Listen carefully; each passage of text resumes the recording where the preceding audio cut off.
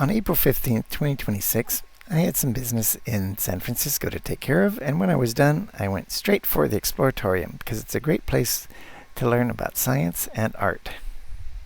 It's located right on the water at Pier 15. An interesting historical note is that the Exploratorium was founded by Frank Oppenheimer, who worked on the Manhattan Project along with his brother, J. Robert Oppenheimer. They opened their doors in 1969.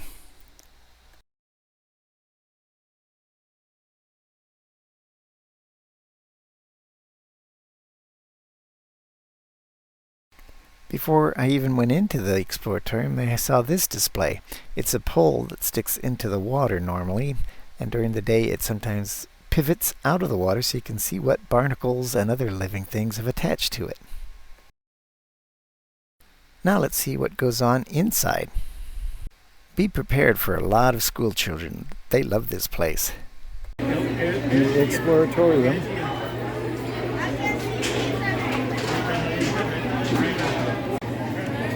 A reverse mask. On the left side it protrudes from the surface, and on the the right one, and goes away from the surface, away from us.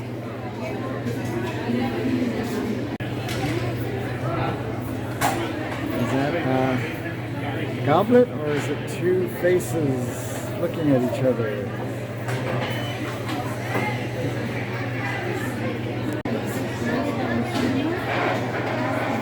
Which way is it going?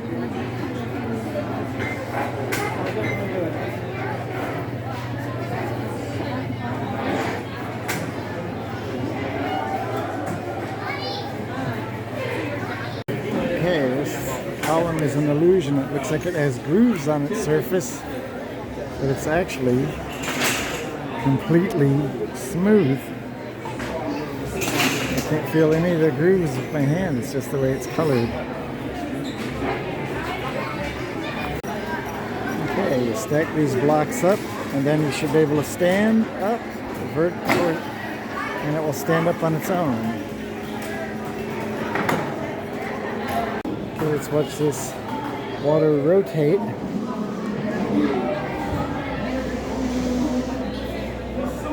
can see it's curving to the outside.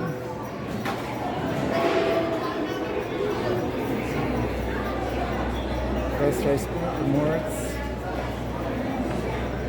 forming a curved surface.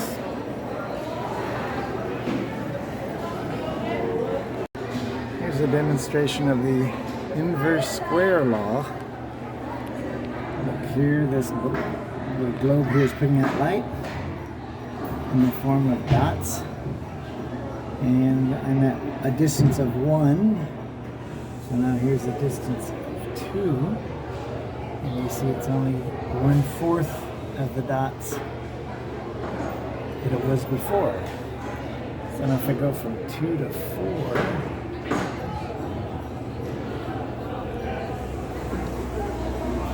go to the distance again, and that's only 1/16.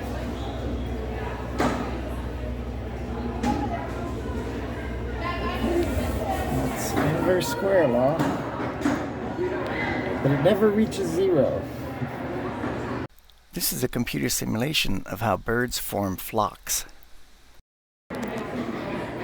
They're flocking. Let me move the grouping dial. Separation. Whoa. And alignment. Oh my gosh, look at that. It's all a mess. Now let me line up the circles.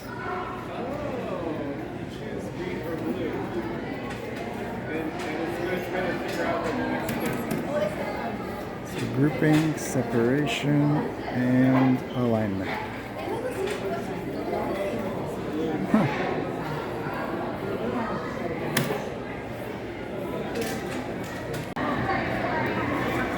There's a vortex in a chamber.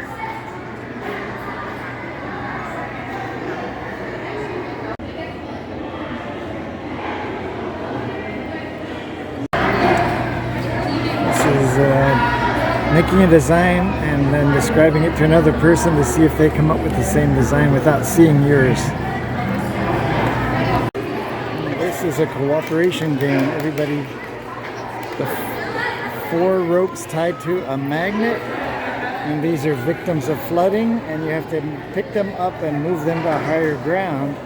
But it's not one person, it's 4 people, or maybe you could do this with 2, I'm not sure, but at least 4, at most 4 people moving that white magnet over to the top of each victim there, and there, and there, and there, and moving them to the higher ground in the middle. Okay, this is an interesting display. This is called a self-centered mirror, and you can see that I'm in every mirror where I stand here. Now if I turn around, I'm looking at a self-excluding mirror, and you can see I'm not in any of them. It all depends on the angle, and that's also how some magic tricks are done using mirrors.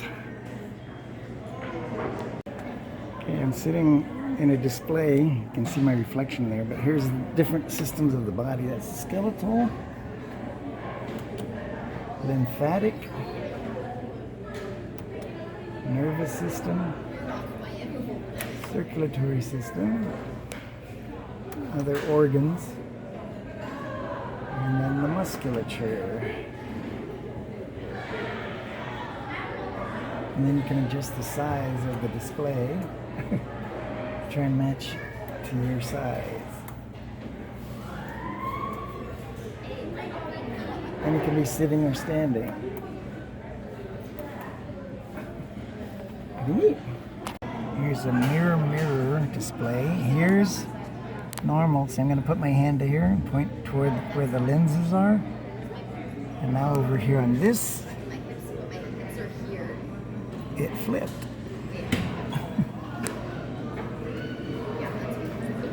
So this is a double mirror.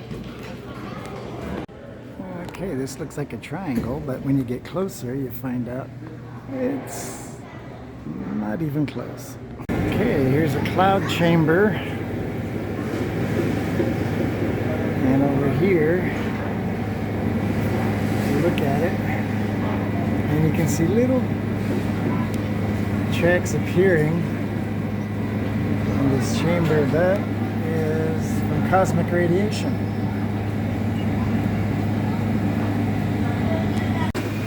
Even a square wheel can roll smoothly if the road is designed for it.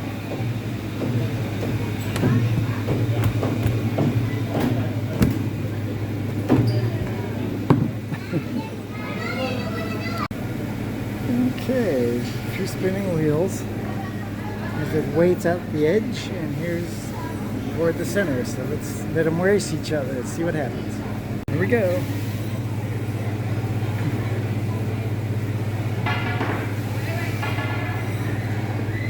Okay, the one with the weights close to the center has got an obvious lead.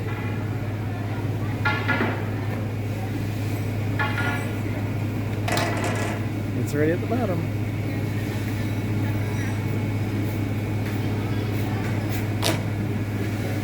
Magnetism, an invisible force. And it is not fake.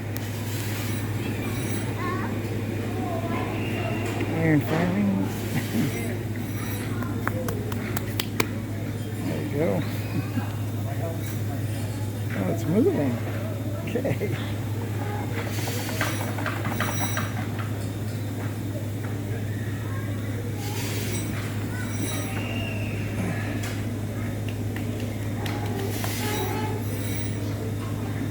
Here are magnets on this disc that you can rotate, and watch what happens to the magnets.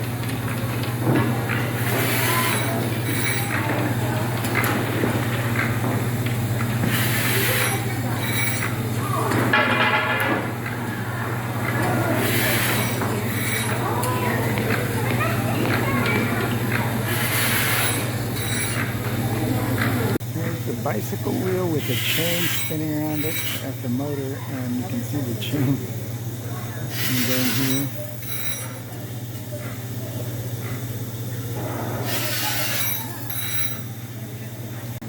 showing how a differential in a car's transmission line works. Crankshaft, there's the gearing, differential, so that when cars turn, they don't stutter. Here's magnetism. Oh look, it's an invisible force called magnetism. Nobody made it up. It's been observed for thousands of years.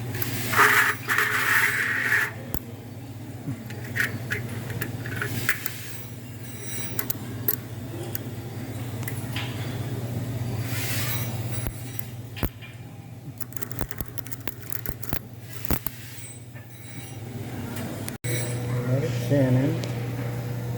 Okay, here's 3 magnets here, and here's one, which I can't get out of the track.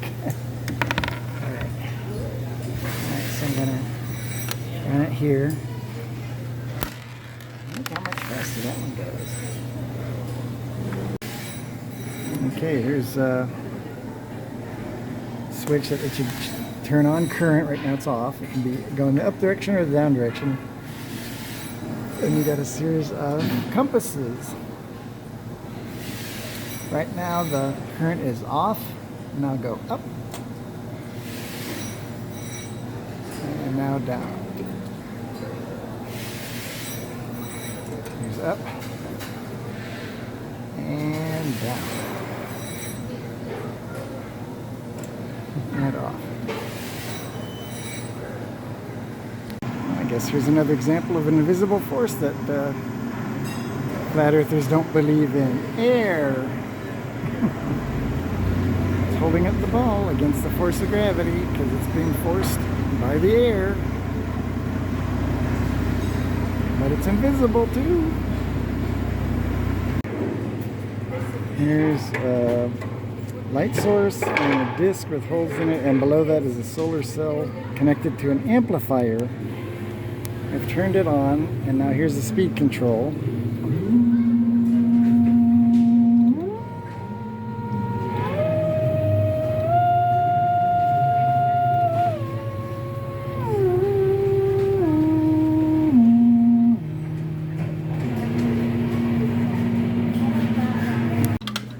Okay, I've got 3 metronomes here. 2 are going together already. And I started this third one on the right. Eventually they should synchronize.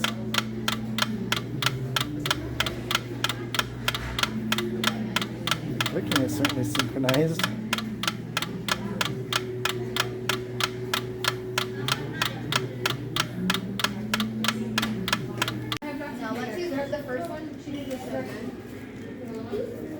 See the numbers going down because the water is this is a sensitive enough scale that it's actually detecting the evaporation of water. Now there's a button here that lets me add a drop, so let me see what happens to this number when I hit the button.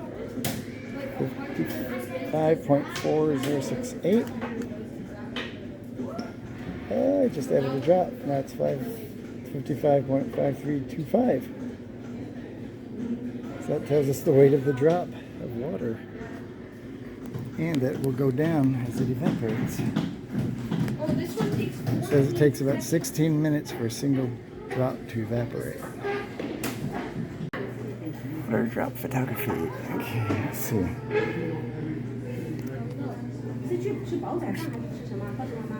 There's the drop.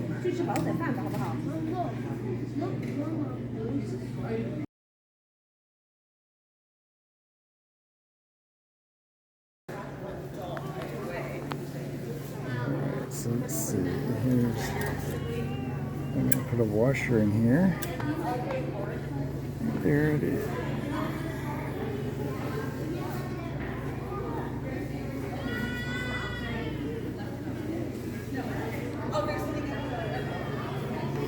Let me see, diffraction patterns.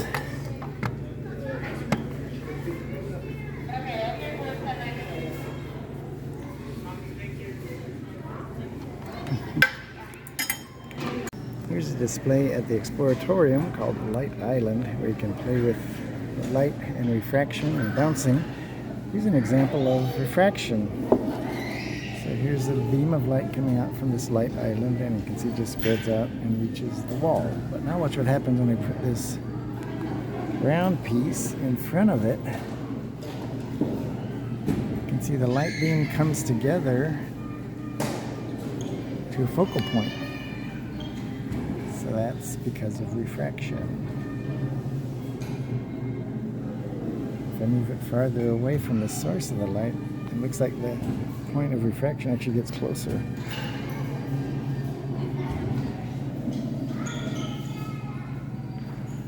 Oh no, it was there all along.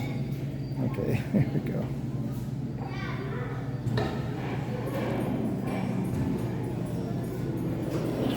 So that's the original. Then here is, instead of convex, here's a concave piece, and it actually makes the beam a little wider than it was originally.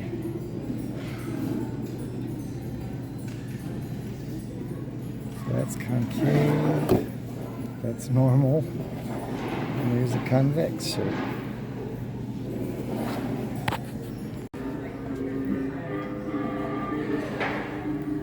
No stroboscopic effect here.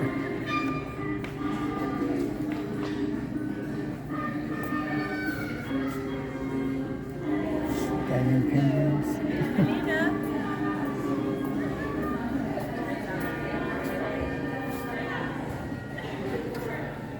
And here's what it looked like without the strobe.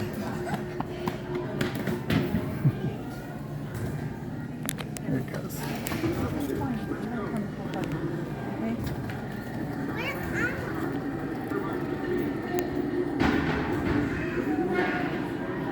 Now the strobe.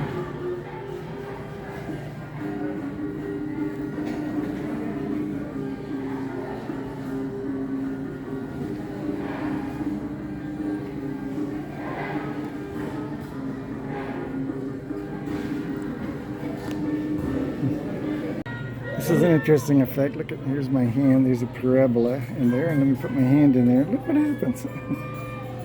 Oh, my hand.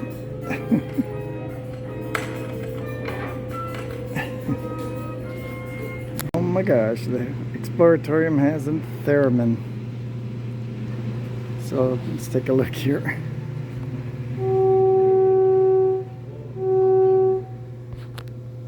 Oh, need both hands for this.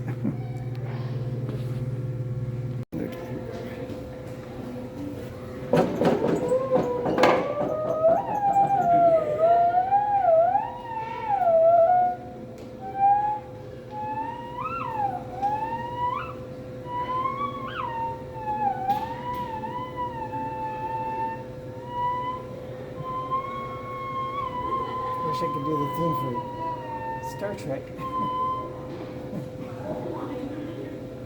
There's a little tube holding it, so if you vary the air pressure,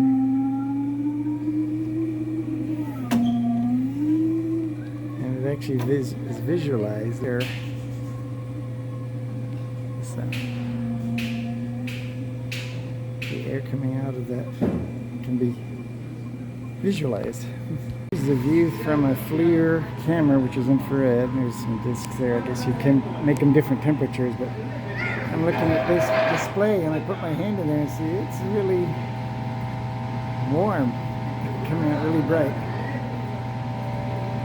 I guess my face is pretty warm because it's coming up very light. My hands. The jacket's keeping me warm, but it's pretty warm on the shoulders. A little bit warm up here on the hat.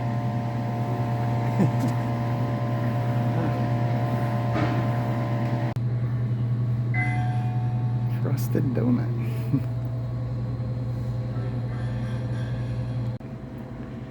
Catch a falling spark. Okay, so this is the important part. These sparks are tiny bits of steel at such a high temperature that they glow at about 1100 Celsius or 2000 Fahrenheit. They have a high temperature than the hottest home oven. But in spite of that high temperature, the sparks don't burn your skin. They're so small about half as thick as a human hair, that they cool quickly when hitting your hand. So let's see that demonstrated here. Okay, there we go.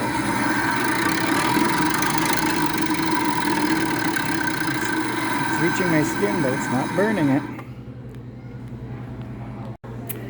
This is heating up a little coil right there and shining light through it so you can see the convection currents coming off of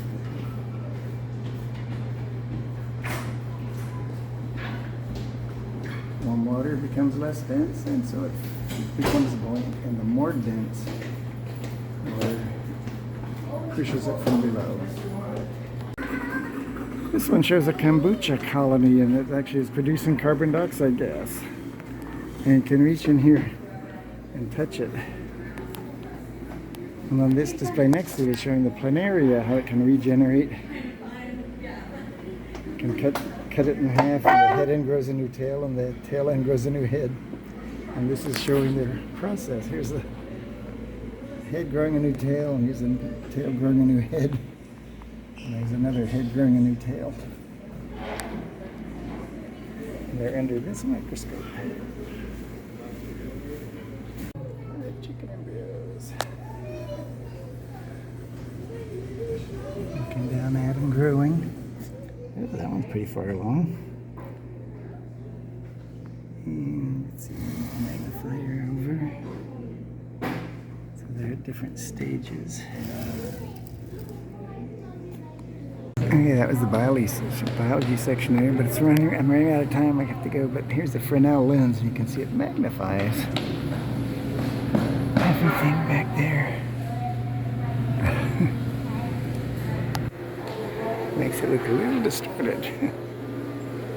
This is called a Jacob's ladder, and there goes the spark all the way up to the top.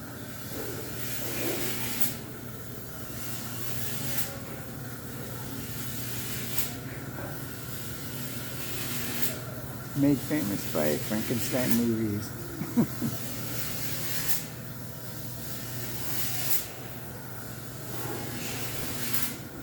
Here's a hand turn generator. I'm gonna go add some sound and some light.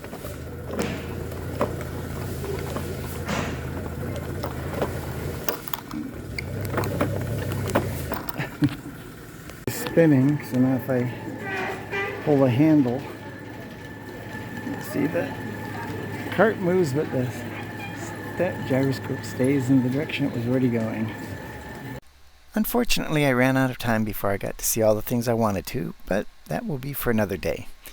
If you like this sort of content, be sure to like and subscribe, and we'll see you in the next Robinson Twins Presents.